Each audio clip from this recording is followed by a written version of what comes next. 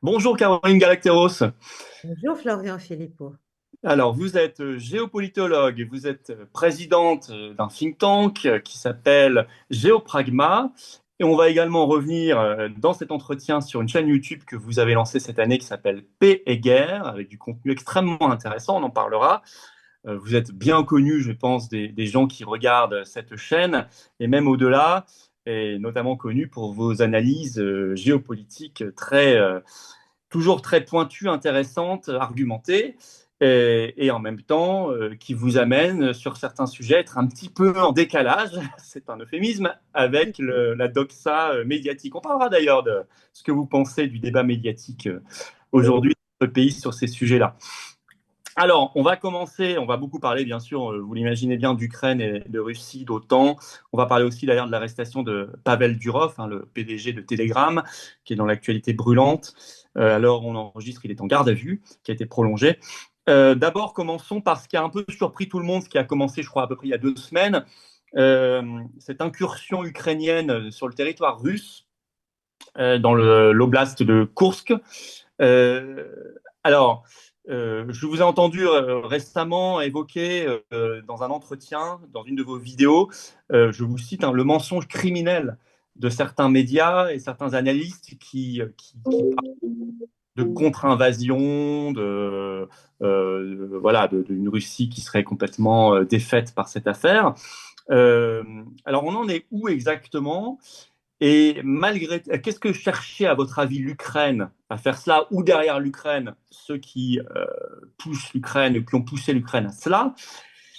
Et malgré tout, et j'en finirai par mes questions, vous les prendrez dans l'ordre que vous voulez, est-ce que malgré tout, cette incursion sur le territoire russe, qui est une première depuis la Seconde Guerre mondiale, euh, ça dure un petit peu? Est-ce que c'est pas quand même un coup dur pour la Russie en termes symboliques? Parce que c'est un affaiblissement de son image, malgré tout, d'accepter qu'il y ait une incursion étrangère sur son territoire qui dure quelques semaines. On ne sait pas si ça va durer encore plus longtemps, mais en tout cas, ça s'est installé. Voilà. Ça vient d'où cette affaire et ça en est où exactement, Caroline Galacteros? Bon, alors, moi, de toute façon, je ne peux faire que des recoupements, des hypothèses et en fonction des informations qui sont données, essayer de comprendre un peu ce qui s'est passé. Pour moi, alors d'abord, l'Ukraine, non, elle ne travaille pas toute seule, elle ne peut pas faire les choses toute seule. Donc, si elle fait ce genre de choses, c'est qu'elle est autorisée à le faire, hein, et même encouragée à le faire. Est-ce que c'est une bonne chose de l'encourager à le faire pour ses mécènes et pour ses patrons et pour ceux qui activent les forces armées ukrainiennes et le pouvoir ukrainien? Je n'en suis pas certaine. C'est comme d'habitude, c'est des paris, c'est un peu qui tout double. Et la question, c'est d'ailleurs de savoir, on les a poussés à faire ça en sachant que ça ne peut être qu'une incursion sans grand lendemain. Bien sûr. Or, parce que, il y a peu de forces qui ont été diverties pour ce genre de choses, environ 10 000 hommes, dont un certain nombre d'ailleurs d'étrangers, de conseillers, etc. Mhm. Bon, voilà. Aujourd'hui, on en est quand même à près de 6 000 personnes qui, d'après le ministère de la Défense russe, ont été mis hors d'état de nuire, c'est-à-dire tués ou très très gravement blessés, rien que dans cette région, hein, depuis 3 semaines. Ouais, ouais. Ça a commencé le 6. Donc, c'est en pure perte. Alors, comme vous dites, c'est vrai que c'est mauvais pour l'image parce que voir attaquer la Russie pré-2014, la Russie d'avant Maïdan, si vous voulez, donc dans ses frontières historiques, Historique. officielles, publiques, bon, c'est mauvais et c'est toute l'idée, c'est-à-dire d'affaiblir l'image de Poutine et d'essayer de faire advenir ce rêve fou qui est de déstabiliser Vladimir Poutine ou de le pousser à une réponse, une représailles très forte, voire très lourde, et c'est là que ça devient criminel et extrêmement dangereux. Et ça, il faut qu'on en reparle parce que parmi les motivations de donneurs d'ordre de l'Ukraine, il y a, alors on a dit, la version officielle, c'est ça leur permet d'avoir une monnaie d'échange dans les négociations. Ça, c'est ce qu'on dit. Deuxièmement, on dit aussi ça permet de mobiliser les soldats russes qui seront donc plus dans le Donbass. Ça n'a Bon, pas marché. Ça, c'est Ça, un échec total. manifestement, Ça n'a pas marché. ça ne Voilà. marche pas. Voilà. Bon, L'Ukraine a donné, pardonnez-moi, je termine de bien sûr, allez-y. L'Ukraine a mis sur cette opération un certain nombre de troupes parmi les meilleures qui lui restent.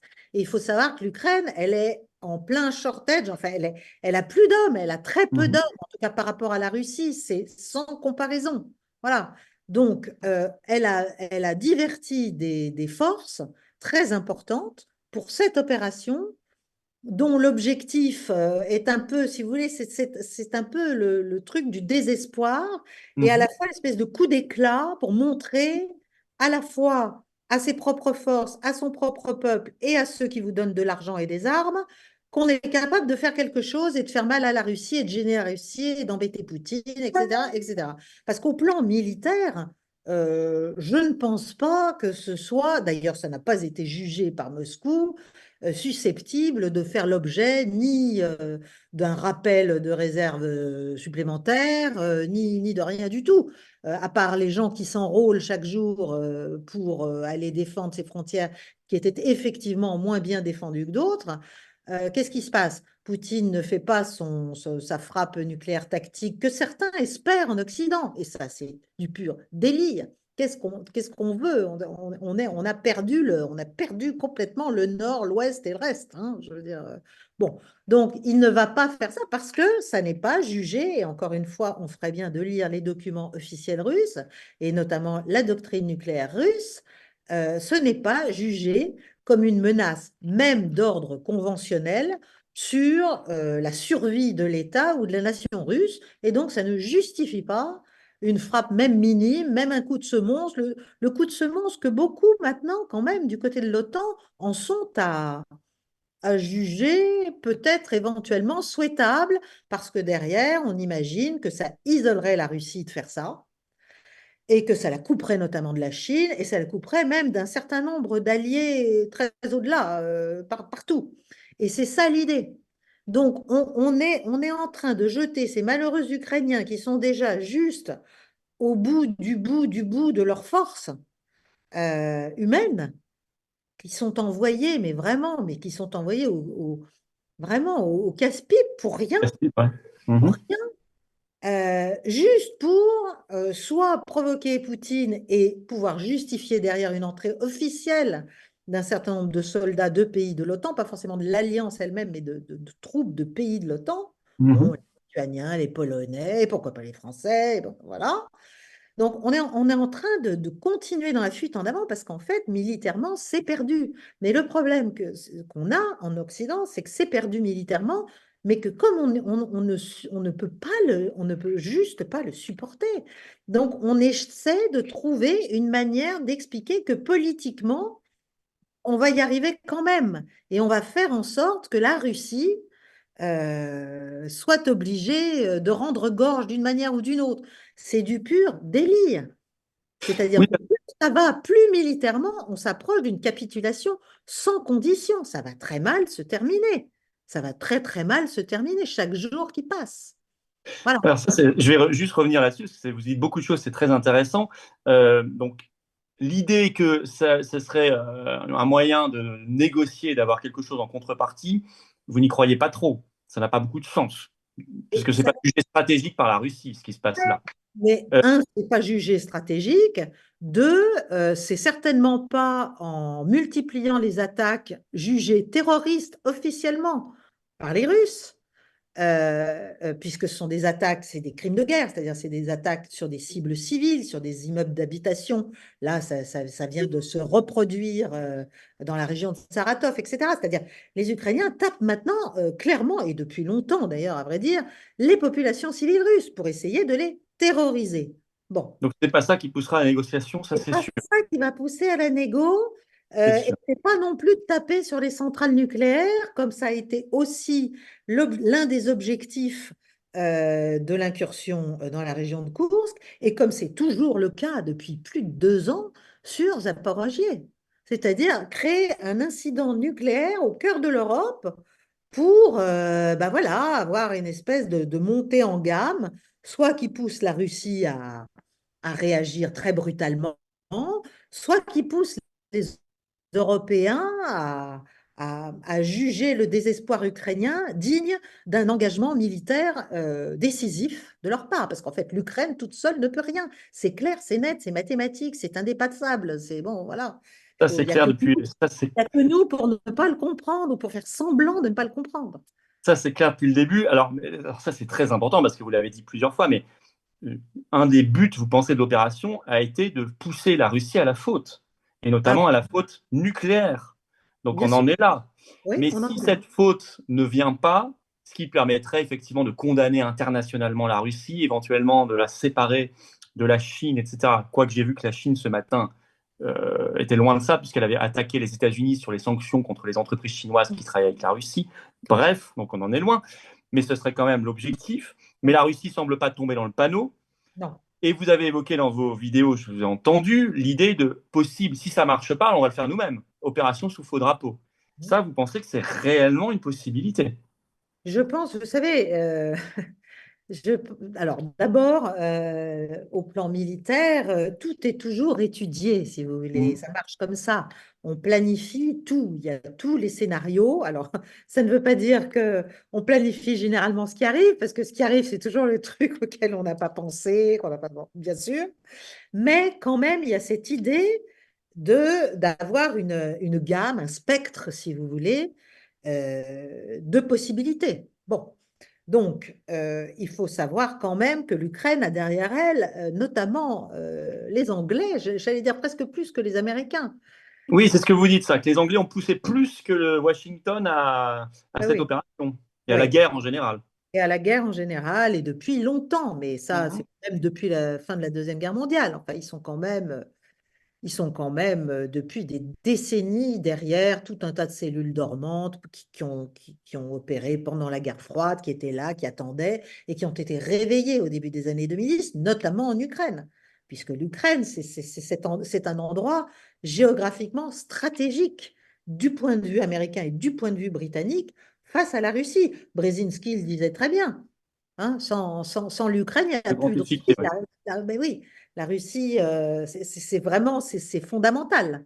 Voilà. Donc, on est allé vraiment attaquer, provoquer depuis déjà très longtemps la Russie sur cet endroit. Faut quand même, faut juste le reconnaître. C'est On vrai sait qu'en 2022, c'était en avril, c'était Boris Johnson qui avait empêché la négociation, la première négociation. Bien sûr, il ne faut pas qu'il y ait de paix, il ne faut pas qu'il y ait d'apaisement, il ne faut pas qu'il y ait de lien entre l'Europe et la Russie, il ne faut pas qu'il y ait une dépendance économique ou gazière ou énergétique. Bon, bah, ça c'est clair, hein, voilà, ça a été fait. On va reparler un petit peu de Nord Stream tout à l'heure. Voilà. Donc on est d'une certaine manière dans une cohérence à l'Ouest. Elle est folle, elle est délirante et à mon avis, elle ne sert pas du tout les intérêts occidentaux véritables des peuples et de la sécurité occidentale et de la sécurité européenne, mais elle sert d'autres intérêts, qu'ils soient économiques, qu'ils soient politiques, qu'ils soient évidemment financiers. Elle sert un système militaro-industriel américain qui est très lié, bien sûr, à la classe politique américaine. Elle sert tout un tas d'autres choses. Mais certainement pas le fait d'avoir la paix. C'est pas compliqué d'avoir la paix. C'était encore possible tant qu'on n'avait pas touché à l'Ukraine. C'est devenu difficile à partir de 2004-2005, de la première révolution orange. Voilà. Tout à fait. Les Et ça Européens. sert probablement, très certainement pas les intérêts de la France, enfin, du cas Ah, du peuple français. évidemment non. Et s'il y Évidemment. avait cette opération dans le spectre d'action possible, hein, vous avez bien précisé, mais s'il y avait cette opération sous faux drapeau, vous pensez que la France en ferait partie ou ce serait une opération américano-britannique essentiellement? Ah, je pense que les États-Unis sont quand même dans une logique de nous refiler le bébé depuis longtemps et de nous faire faire. Et de nous faire faire. Nous aussi, nous Mhm. sommes des proxys dans cette affaire. Il faut qu'on le Bien comprenne. sûr. On a Mhm. l'air de trouver ça normal, de l'admettre, de trouver ça même formidable d'être les proxys américains. Bon.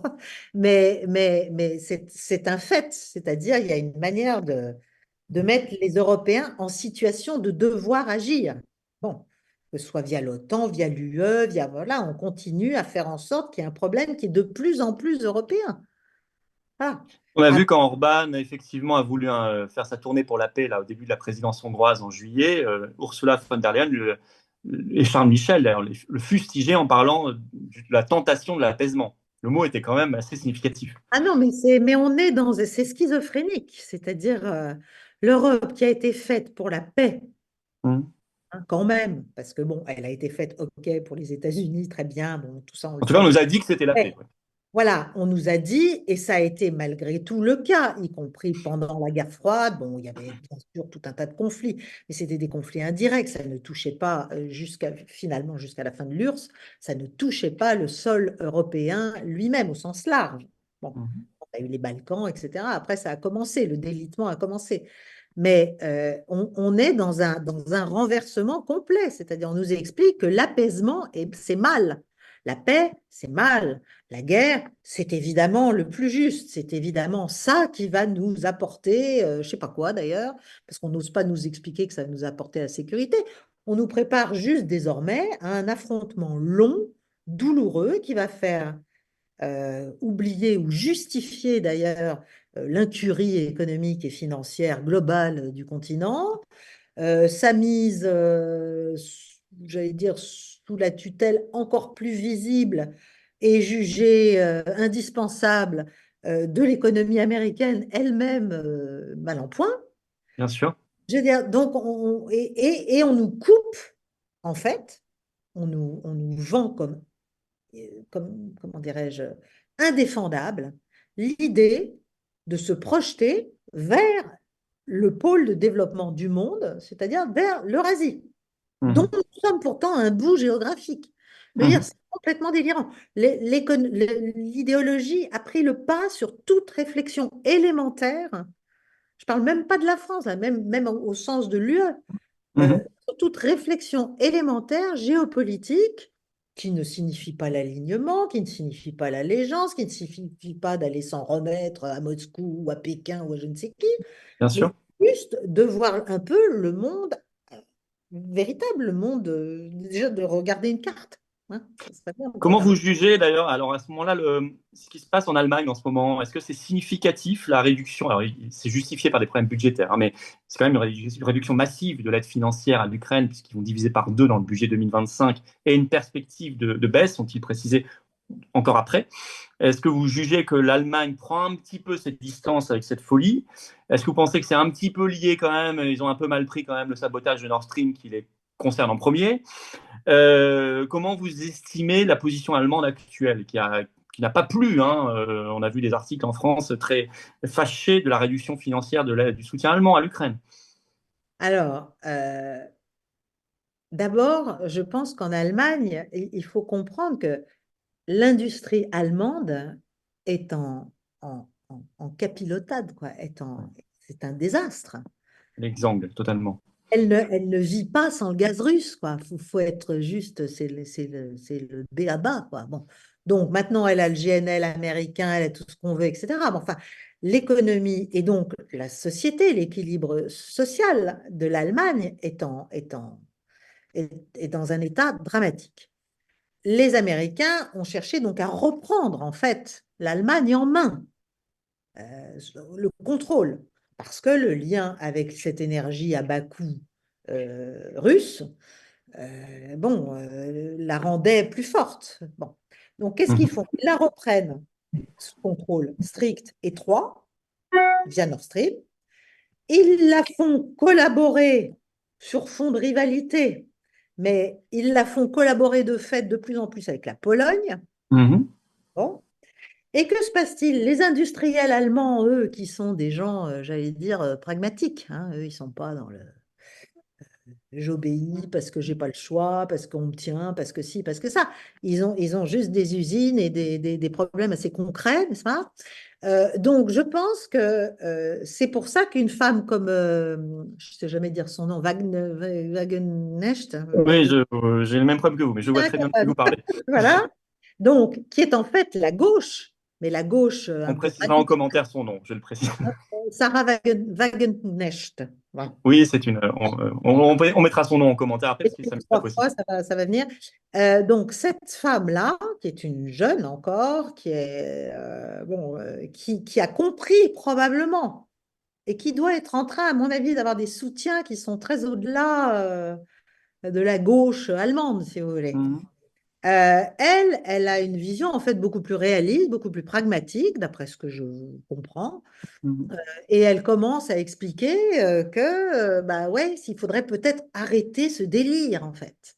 Ce délire qui nous pousse vers un engagement militaire de plus en plus possible, probable, et à la fin frontal, Un euh, suicide. Un un suicide. suicide contre la Russie, avec quelles armes, avec quelle armée? Enfin, il faut savoir ce que c'est que l'armée allemande, quoi. Mhm. C'est n'importe quoi, hein.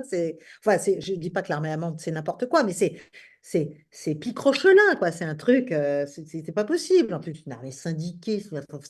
Bon, donc, voilà, on va pousser.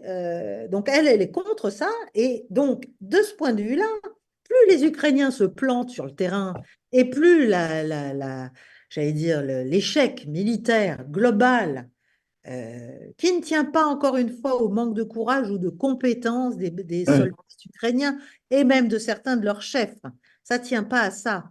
Ça tient à une équation, en fait, indépassable, qui C'est est, Sarah Wagenknecht. voilà, Sarah Wagenknecht. Voilà, ça me trottait pas. Pardon.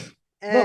Eh bien, cette idée, c'est finalement de se servir, c'est-à-dire d'arriver à reconnaître un peu que l'échec militaire ukrainien est une réalité, que c'est pas la peine d'en rajouter 12 couches parce que ça va rien changer, ça va juste rendre la situation encore plus dramatique et encore plus dangereuse, et qu'il serait temps peut-être de revenir à des fondements.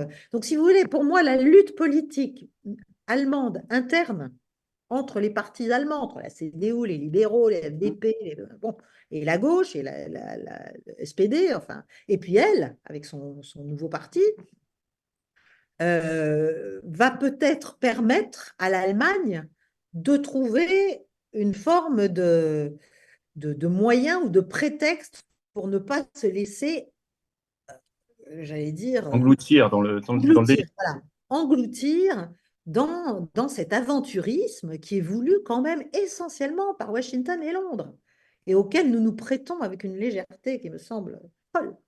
Voilà. Coupable. Mais il y a un premier quand même, à ce moment-là, elle commence à être entendue, puisque le gouvernement allemand va effectivement diviser par deux l'aide financière Mieux, à l'Ukraine. Donc il y a déjà un premier impact qu'on peut signaler. Euh, oui, il y a- parce que le gouvernement allemand, pardonnez-moi, beaucoup oui, plus que chez nous, il est lié à l'industrie, parce que c'est la structure des Länder. Et oui, donc, les politiques allemands, ils ont des comptes à rendre aussi, hein. Beaucoup, beaucoup c'est plus que vrai. nous, hein. Mais Beaucoup nous, plus que c'est la ça structure. il faut dire qu'ils ont encore une industrie, il faut dire. C'est Déjà, ils ont encore une une industrie, oui. différence avec la France. Voilà. Il y a un autre pays où il y a un débat, un pays qui est encore plus fondamental dans l'équation, c'est les États-Unis. Ouais. Alors, il y a un débat parce qu'il y a l'élection américaine. Bon, Kamala Harris, Donald Trump, c'est pas la même chose. Sur ce sujet-là, en tout cas, c'est assez clair. Mais même au-delà, je crois, de la campagne électorale, il y a un débat à l'intérieur de l'administration américaine. Euh, et vous pensez, alors, je ne veux pas faire de, on ne sait pas qui gagnera en novembre, on verra bien. C'est pas la même suite, c'est pas le même avenir, ça c'est à peu près certain si c'est l'un ou l'autre. Mais en tous les cas, vous pensez que les États-Unis en ce moment, qui est en train de gagner ce débat interne? Plutôt les dingues, les faucons, ou malgré tout les réalistes qui vont à un moment comprendre qu'il faut aussi arrêter un peu le délire. Ça, c'est très difficile à dire. Quel, quel- Dans quelle mesure, même si Trump arrive à revenir, dans quelle mesure va-t-il arriver à Mhm. tenir en fait le deep state, à tenir, C'est ça. à l'empêcher d'agir? Parce que de ce côté-là, et là, dans une totale, comment dirais-je, convergence et mélange, émulsion, si vous voulez, entre l'administration démocrate actuelle et les grands mécanismes, les grandes structures, les grands courants invisibles, mais qui Puissant. agissent, très Mhm. puissants, très agissants, euh, au sein de tous les départements, mais aussi des affaires, mais aussi du renseignement, bien sûr, mais aussi de l'économie, mais aussi des banques, enfin, voilà. Et je ne parle même pas du monde militaire en tant que tel.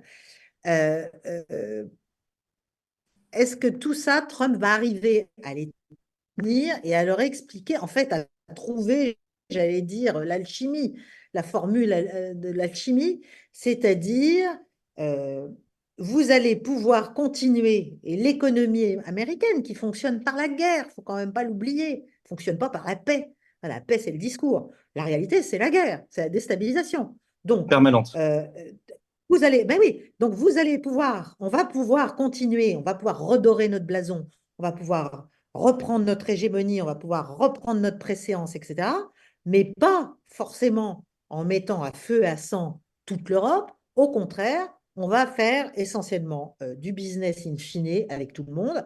Donc pour l'instant, il faut refaire un peu la paix avec la Russie parce que de toute façon, on s'est planté, ça ne sert à rien et notre armée ne peut même pas se permettre un affrontement frontal, un affrontement direct, ni avec la Chine, ni même avec la Russie, puisque Mhm. le grand, le grand paradoxe de toute cette affaire ukrainienne, c'est que nous sommes les artisans, les facilitateurs d'une remontée en puissance considérable de l'armée russe Bien et sûr. des moyens de l'État russe et de l'autonomie stratégique de l'État russe. C'est-à-dire, nous avons tellement, c'est plus la création de l'ennemi, là, c'est nous nourrissons, nous justifions, nous renforçons l'ennemi, entre guillemets, ou l'adversaire russe, nous-mêmes, par notre hostilité, par notre bellicisme.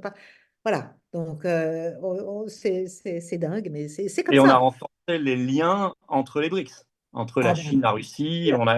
On voit bien qu'il y a beaucoup plus de forums maintenant de coopération. Ils ont des projets communs et les BRICS sont attractifs. D'autres pays les ont rejoints et veulent les rejoindre. et bien Donc, c'est sûr. tout ça aussi. Ah non, non, mais on a accéléré considérablement la bascule du monde à notre détriment. C'est Parce que ça.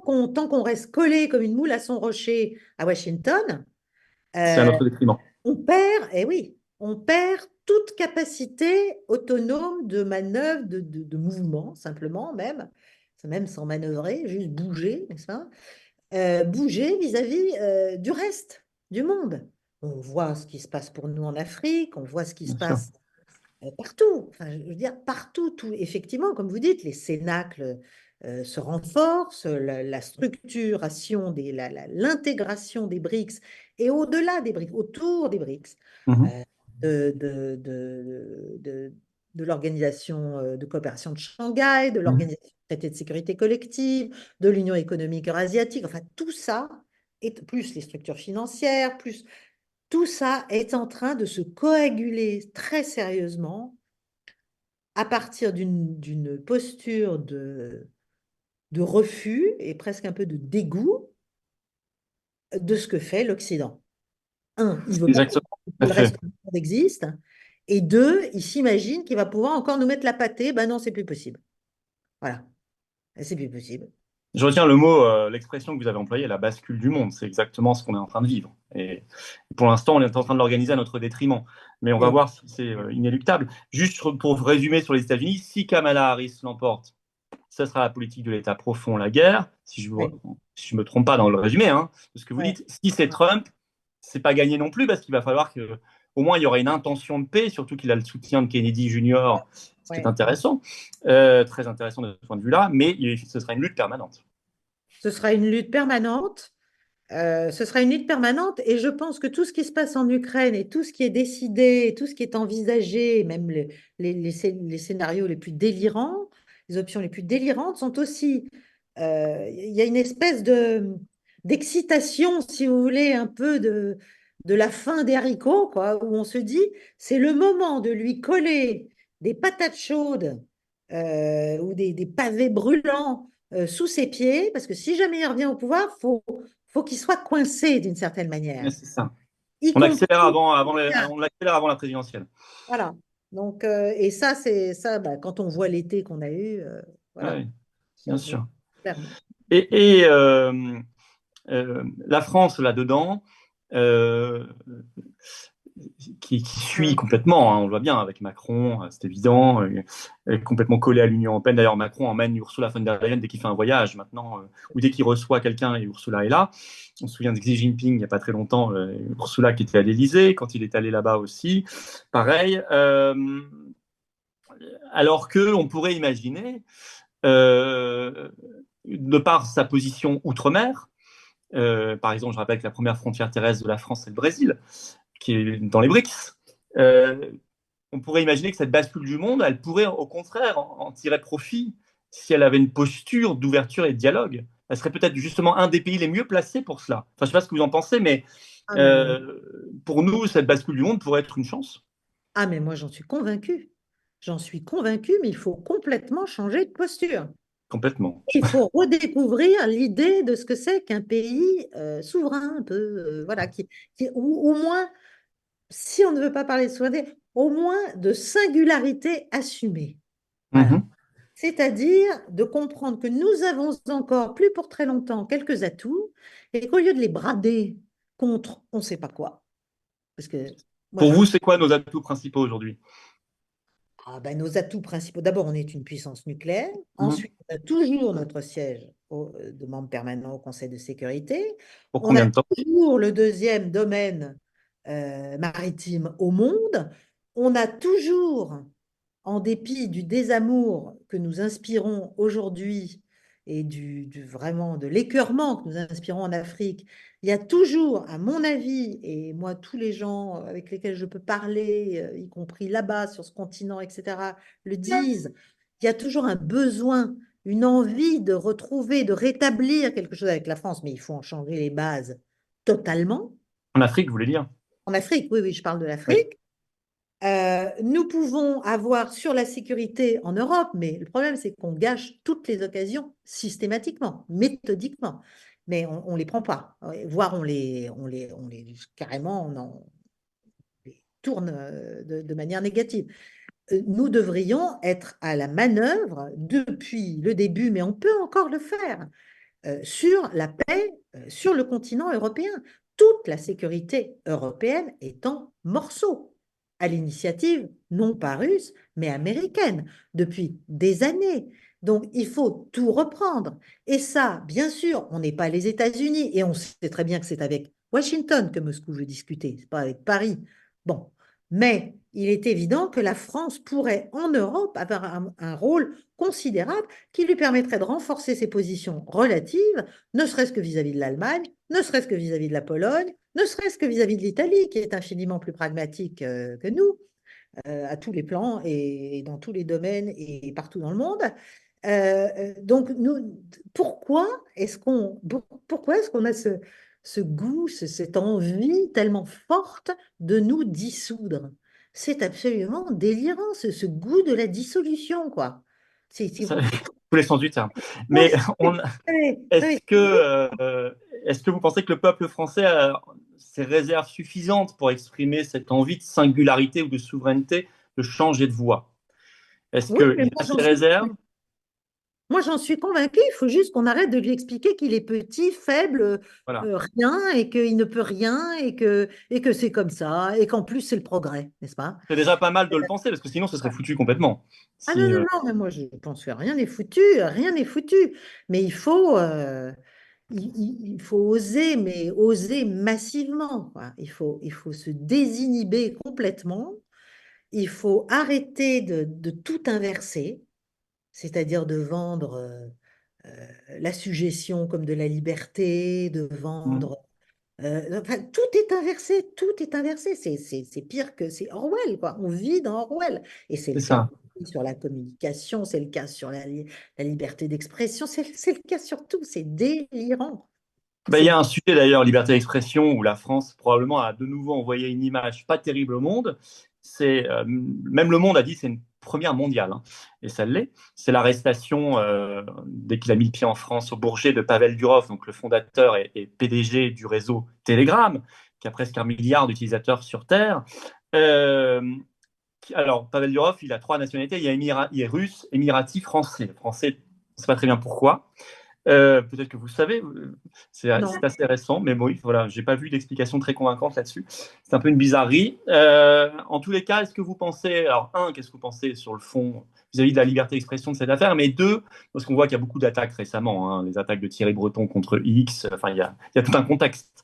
Et deux, est-ce que vous liez ça au contexte ukrainien, parce qu'on parle de Telegram, parce qu'on parle d'un Russe, parce qu'on parle du réseau sur lequel les militaires russes s'échangent des infos aussi. Est-ce que vous pensez qu'il y a une connexion à faire avec le conflit? Je pense qu'elle est assez directe, hein. Mhm. Je pense qu'elle est assez directe. Alors, le contexte, c'est effectivement un verrouillage, en fait, de tout ce qui échappe euh, au système de diffusion de la vérité. Bon, C'est ça. voilà. Donc, il y a la vérité, vous êtes prié d'avaler, hein, et de ne pas recracher, surtout, vous avalez, c'est bon, voilà. Donc, on ment toute la journée, ok? Et tout ce développement des médias alternatifs, des canaux, tout ça devient très compliqué à contrôler, effectivement, surtout avec un Musk qui rachète Twitter en perdant un fric fou et qui décide de prendre le mort aux dents, qui a pris le mort aux dents littéralement et qui dit, bah écoutez, maintenant, voilà, donc moi je me laisse pas faire. Bon. Alors, oui, il y a un Thierry Breton qui ose, enfin, qui ne se rend. Moi, ce qui me frappe, c'est tous ces gens n'ont pas peur du ridicule, quoi. C'est tellement énorme que Thierry Breton vienne expliquer à Elon Musk, l'Américain, qui a Twitter, que c'est en fait, pouvoir parler politique sur Twitter, pouvoir parler de, mais quelle horreur, du diable en personne après Vladimir Poutine, c'est-à-dire Donald Trump, le diable numéro 2. Ça, c'est inconcevable, c'est une entorse à la liberté d'expression et c'est de l'ordre des fake news. Mais je veux dire, Oui, c'est on n'est pas littéralement ce qu'il a mis dans sa lettre, effectivement. oui, on n'est pas encore assez décérébré pour avaler ça, quoi. C'est pas encore possible. Là. Il y a encore une petite couche de bon sens. Bon. Donc, après, ce que vous avez dit est très juste, à mon avis, c'est-à-dire qu'il y a une dimension militaire et clairement, voilà, c'est-à-dire, en fait, on demande, à mon avis, hein, je n'en sais rien, mais à mon avis, ce qu'on est en train d'obtenir ou d'essayer d'obtenir d'un Dourov, c'est les clés de cryptage, parce que la modération, elle existait déjà. Oui. Premièrement. Deuxièmement, il y a plein de canaux Telegram qui ont été supprimés depuis le début de la guerre en Ukraine. Mais alors, plein. Moi, je peux vous le Enfin, dire. Je les regarde. Donc, il y en il y a a une plein. journée où vous aviez une trentaine de canaux francophones qui avaient disparu. Voilà. Donc, en fait, le terme modération, ce qu'on dit on accuse Telegram de ne pas modérer assez. En fait, modération, c'est pour parler de la censure, en fait. Bien C'est la sûr. modération, en fait, c'est la censure maintenant. Bon. Donc, il faudrait censurer. Ça, c'est ce qu'on appelle modérer correctement, n'est-ce pas? Bon. Donc c'est là aussi, on est dans l'inversion. Mais ce qu'on reproche, à mon avis, ou ce qu'on a du mal à contrôler et voilà, ce qu'on veut contrôler, et pour ça, effectivement, il faut que Telegram se couche et donne les accès et permettre ce qu'on appelle les backdoors, c'est-à-dire la capacité des services, notamment de renseignement, de pouvoir entrer sur les fils Telegram. Ce qu'on reproche, bah, c'est que dans le cadre du conflit ukrainien, il y a énormément de communication. Et en fait, il y a tout un pan de la Mhm. communication militaire russe Oui. ordinaire, c'est-à-dire voilà, le renseignement partagé, les images, les footages, comme on dit, les petits films, parfois les coordonnées de certaines cibles. Enfin, il y a plein de trucs qui sont sur Telegram. Et il y Mhm. a plein de militaires, en fait, qui communiquent. Et je ne parle même pas, tout bêtement, de l'état-major russe qui donne, par exemple, tous les jours, et c'est accessible à tout le monde, et dans plein de langues, bah, les chiffres. Les chiffres. Alors, vous me direz, ils ne donnent pas les leurs, on est d'accord.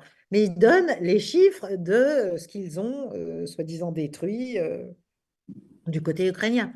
Bon, tout ça, c'est à la fois insupportable parce que ça dit-il Oui, bien sûr. d'une réalité qu'on veut masquer, qu'on veut rendre complètement invisible. Là, c'est quand même délirant ce qui se passe sur Kursk. On nous vend ça comme un truc de dingue. Les Russes sont en train de taper soumis. Les Russes ont fait une campagne là, cette nuit euh, sur toute l'Ukraine. Euh, Mhm.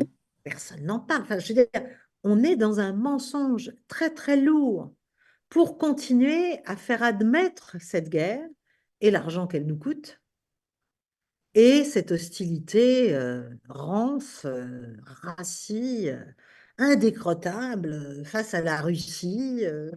Et donc, en fait, le nouveau rideau de fer, quoi, qui est en train de vraiment d'être dressé. Oui, donc Donc, ça, Telegram il faut la est un outil gênant là-dedans. ah, c'est un gros outil gênant. Et vous avez vu que le patron de Rumble aussi Oui.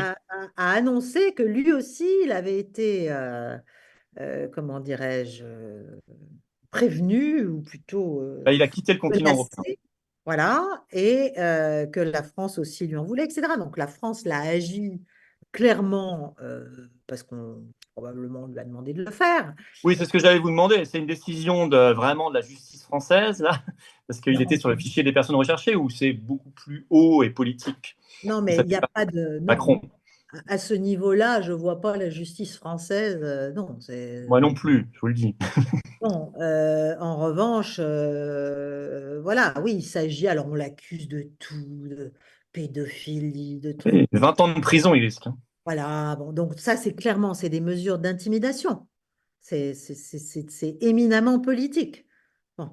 Donc, voilà, on va je sais pas je sais pas du tout d'ailleurs comment Et que ça. faisait-il en France? Vous avez une idée, vous, de pourquoi il s'est aventuré en France? Je n'en sais rien. Il y avait un mandat d'arrêt, effectivement, Ouais. donc il le savait, manifestement, qu'il y avait un mandat d'arrêt. Il aimait la France, il aimait la Riviera, évidemment, bon, comme tous les Il milliardaires. aurait été piégé, des fausses garanties peut-être ou... Je n'en sais rien. Hmm, Franchement, je n'ai pas bizarre. d'éléments. Mais voilà, si Telegram disparaît aussi, si vous voulez, on est sous une chape, là. Bah oui, c'est un point que je voulais aborder. Je voudrais qu'on parle de votre chaîne ensuite, mais ce dernier point, c'est en France toujours le débat politico-médiatique est d'une pauvreté et par ailleurs terrorisant à côté, parce qu'on n'a pas le droit de s'écarter. Vous en savez quelque chose, nous aussi. Alors je me souviens, moi j'étais en terminale, en classe de terminale, au lycée, mais je me souviens très bien de la guerre de Serbie. Moi, je soutenais, j'étais contre l'OTAN, donc j'avais mis une petite cible sur ma fenêtre. Mais il y avait un débat. Même si la France était embarquée là-dedans, il y Ouais, avait Régis Debray, il y avait ouais. des voix. L'Irak 2003, on était du bon côté. Enfin, il y avait un débat, bien sûr. Puis plus on avance, moins il y en a de débats quand même. Même la Libye en 2011, il y avait quand même encore un débat. Bon. Mais là, il n'y a plus rien du tout. Quoi. Que ce soit les partis au Parlement, ils sont alignés, que ce soit les médias encore plus. Enfin, c'est terrible. Il y a des chaînes info qui sont dans un délire total depuis 2 ans et demi là. Pour vous, à cause de quoi tout ça? Est-ce que c'est positivement parce que le peuple français est mieux informé grâce aux réseaux sociaux et donc il faut plus le mettre sous propagande? À la limite, ce serait presque positif. Ou est-ce que parce que les forces de résistance intellectuelle se sont effritées, quoi? Alors, les forces de résistance intellectuelle, sans doute, elles se sont effritées, oui. Maintenant, je pense que le problème, c'est que s'il y avait un débat, c'est prendre le risque de voir justement l'information filtrée, parce que tout le monde ne regarde pas Telegram non plus. Je veux dire, il Bien faut. sûr. Voilà, tout ça, c'est les gens qui s'intéressent, qui ont du temps, qui peuvent le faire, qui travaillent là-dessus, qui bon, le gros des populations. Donc le débat, ce serait le déballement, si vous voulez, le grand déballement. C'est Et ça. là, on risquerait de savoir tout un tas de choses ou de comprendre. Enfin, ce serait le décillement possible d'une population qui déjà se rend bien compte qu'il y a un truc qui cloche, quoi. Voilà. Oui. Donc, elle s'en rend compte, donc certains vont plus loin, cherchent l'information, et elle n'est pas compliquée à trouver l'information. C'est aussi une chose que je veux dire, parce que moi, on m'accuse évidemment de tous les maux, d'être une agente, d'être ci, d'être ça. Enfin, c'est du grand guignol, hein, c'est du grand guignol. Mais c'est pas compliqué de savoir ce qui se passe, hein. Mais je crois que les gens savent que c'est du grand guignol, hein, vous savez. Oui, ben j'espère, parce que moi, ça commence à me. Vous avez raison de le dire, mais je crois que les La, gens sont la- plus la- dupes de la- tout la ça. moutarde de temps en temps me monte au nez, parce que à ce niveau de malveillance et en plus de bêtises, c'est quand même très lourd. Donc de temps en temps, j'ai des petites bouffées hein, d'exaspération. Mais après, ça repasse. Non, mais vous avez raison, il faut dire les choses aussi. Je vois de temps en temps que vous mettez Mais, un tweet très mais clair et que vous avez raison de le voilà. mettre. Donc moi, bon, je suis blacklistée. Si vous voulez, maintenant, je n'en ai cure parce que de toute façon, je trouve ça tellement lamentable, je trouve ça indigne, je trouve ça scandaleux vis-à-vis du peuple français. de le maintenir dans l'ignorance, de les prendre pour des imbéciles. Ils ne sont pas des imbéciles, les Français. Ils savent très bien qu'il y a on leur raconte des cracks, mais toute la journée. Donc, il est très facile. Alors, si on parle anglais, c'est évidemment encore beaucoup plus facile parce que la plupart, c'est l'ironie du sort, mais la plupart des informations, des suivis pro, enfin vraiment de qualité, faits par tout un tas d'experts, d'anciens, bon, ils sont souvent faits par des anglo-saxons, c'est-à-dire par des Britanniques et par beaucoup d'Américains. Je parle de sites, je parle de gens, je parle de canaux YouTube, je parle ou même pas YouTube d'ailleurs. Mais je Et trouve même que leur presse est un peu plus ouverte que la nôtre, hein. et oui, alors elle est un peu plus ouverte et en même temps, il faut pas non plus, c'est-à-dire quand vous avez le New York Times ou le Washington Post ou d'autres, ou The Economist ou Foreign Affairs ou Foreign Policy qui sortent des articles, soi-disant en révélant, en Hmm. faisant fuiter des infos, etc. Tout ça, c'est-à-dire il y a beaucoup de grandes revues ou chaînes ou journaux qui sont des courroies de transmission de certaines parties de l'appareil américain, que ce soit le renseignement, que ce soit le Pentagone, que ce soit même la Maison-Blanche, que ce soit le département d'État, etc. Chacun a ses canaux de diffusion des choses. Donc, quand on veut que les trucs commencent à sortir, Oui, c'est que ou c'est que, toujours voulu, il y a un truc derrière. voilà, ou que l'opinion comprenne certaines choses, bon, ou que certains secrets de polichinelle soient enfin éventés, n'est-ce pas? Ça se passe comme ça. Hmm. Voilà. Bon, ceci dit, il y a quand même de l'info qui sort. En Mais France, il y a beaucoup d'infos, il y a beaucoup en d'infos France, parce il y que a vraiment rien. en France, ben, c'est-à-dire qu'il y a presque plus de journalisme, c'est rarissime le journalisme d'investigation, il n'y en a plus, quoi. On n'investigue plus. On prend un camp, et généralement toujours le même, hein, parce que sinon on a des problèmes avec son matricule, et en tout cas sa fin de mois, et on fait ce qu'on vous dit, quoi.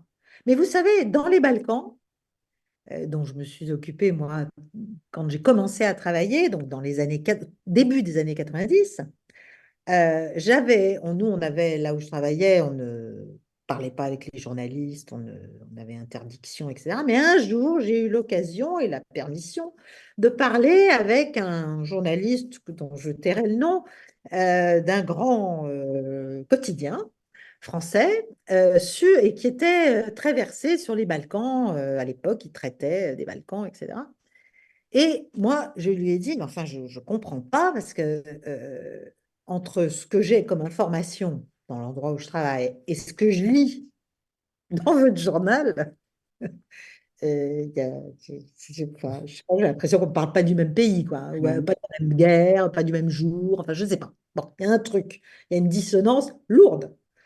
Et il me dit, mais oui, je comprends bien, je comprends bien, mais vous savez, on n'en est plus, et il m'a donné une leçon. Vous savez, on n'en est plus du tout à Joseph Kessel, hein, c'est un peu terminé, là, Albert Londres, tout ça, c'est fini.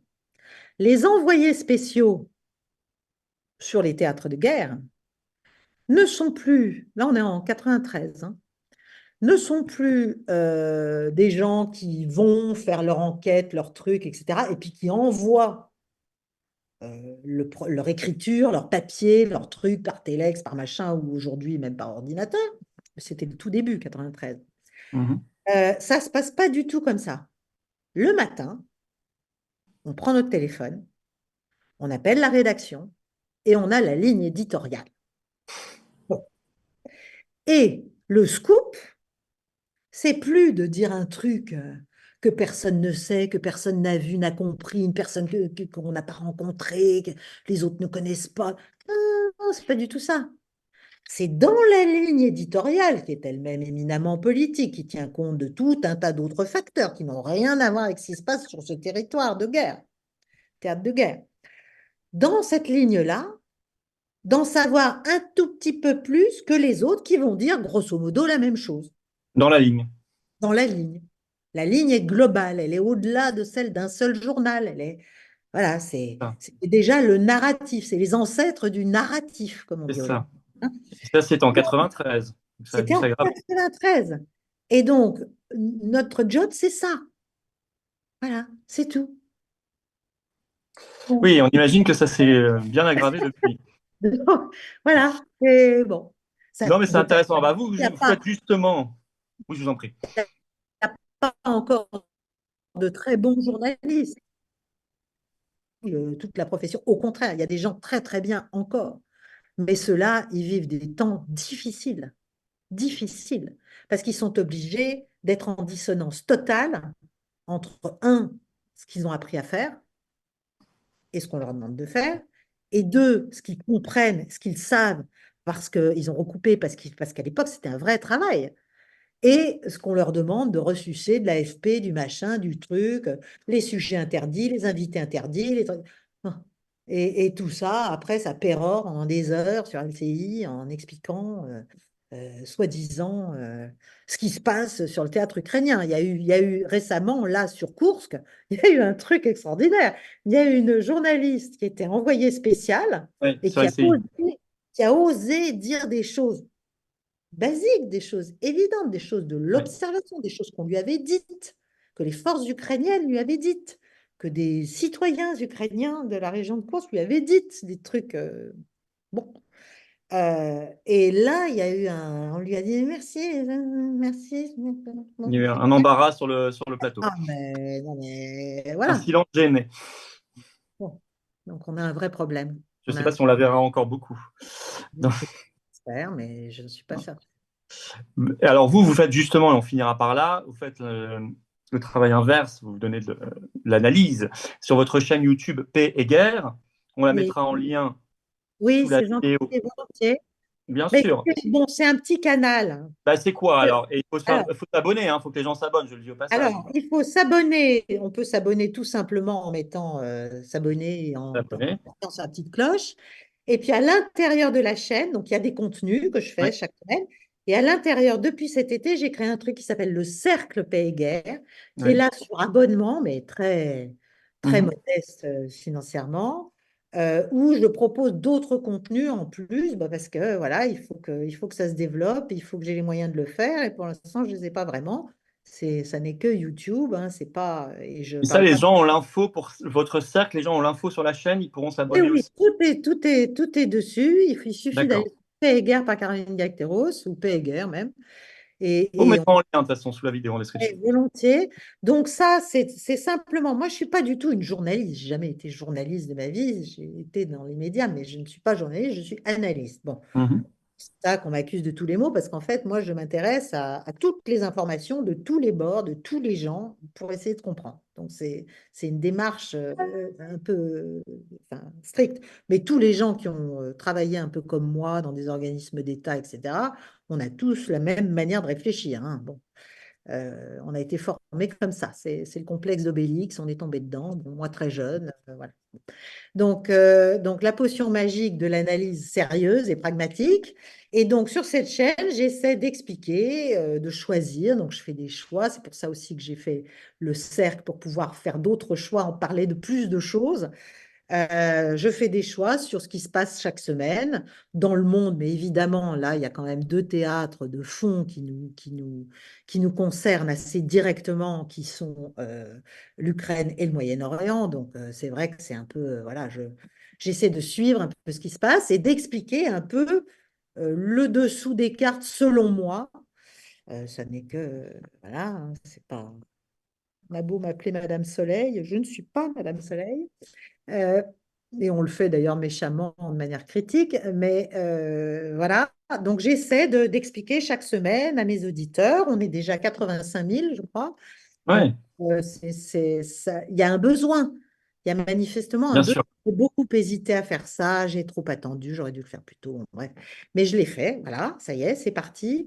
J'espère qu'on ne va pas me couper le sifflet, évidemment. J'espère qu'on ne va pas me trouver des algorithmes qui me rétrogradent au bout du référentiel. Non, mais on... Bon, mais voilà, ça passera bien, on en parlera. j'invite tout le monde à venir sur Payguerre et je vais lancer, je pense fin septembre, début octobre, des entretiens et j'espère que j'aurai le plaisir de vous avoir un jour Plaisir. avec voilà, un certain nombre de personnalités, d'experts, de toute nature, hein, pas seulement politique politique, des gens qui connaissent certains sujets très bien, etc. Voilà. Donc, Très bien. Eh ben, longue vie à voilà, Paix et Guerre. ça se développe gentiment, mais sûr. Ben, ça va se C'est développer gentil. encore plus. En tout Merci. cas, Merci beaucoup. je vous incite tous à aller vous abonner. Il faut toujours s'abonner au contenu de qualité et aider Voilà. la chaîne et aider le cercle par ailleurs. Enfin, vous trouverez tout ça.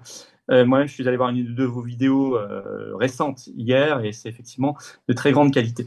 Voilà, bah écoutez, on arrive au terme de cet entretien. Un grand merci, chère Caroline Galacteros. C'était une première sur cette chaîne. Donc, je pense que ce sera très apprécié.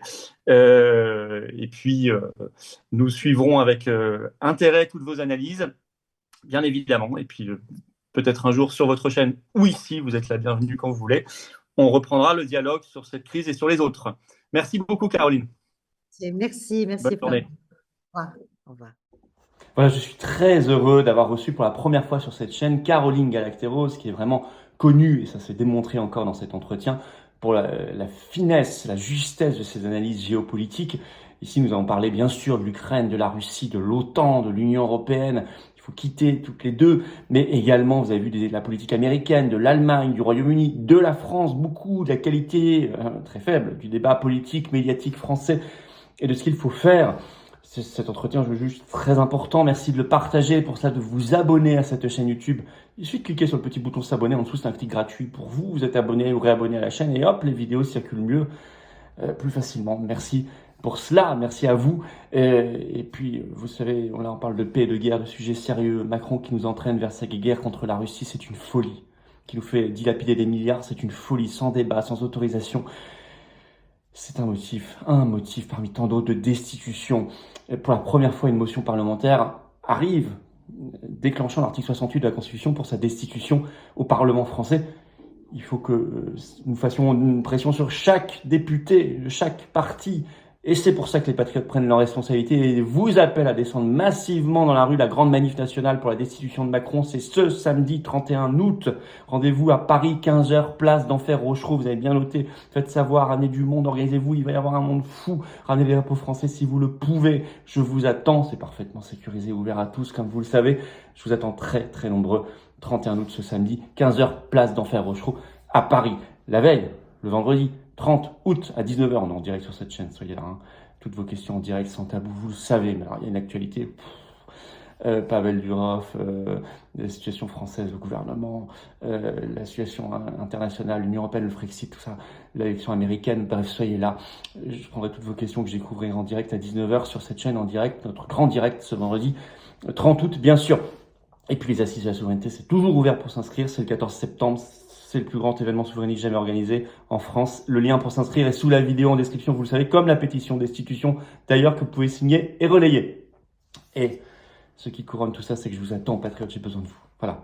Il y a des gens qui ont envie de s'engager pour la paix, sortir de l'OTAN, sortir de l'Union européenne, pour notre indépendance, nos libertés, nos enfants, notre pays qu'on aime, notre humanité, qu'on veut redresser, on veut être heureux, on veut un avenir, qui veut se battre pour la destitution aussi, qui veulent nous soutenir dans toutes nos actions, les plaintes contre Ursula, les manifs, destitutions, les assises de la souveraineté et tout le reste. Alors adhérez dès aujourd'hui, je vous attends, vous serez bienvenus, vous serez bien accueillis, ou réadhérez si vous n'êtes plus à jour, vous faites un don au mouvement pour nous aider à financer tout ça. On n'a pas un centime d'aide publique ni d'aide des banques, on n'a rien de rien, si ce n'est adhérents, réadhérents et donateurs, ce qui est une richesse extraordinaire de cœur, d'expérience, d'action et de rassemblement.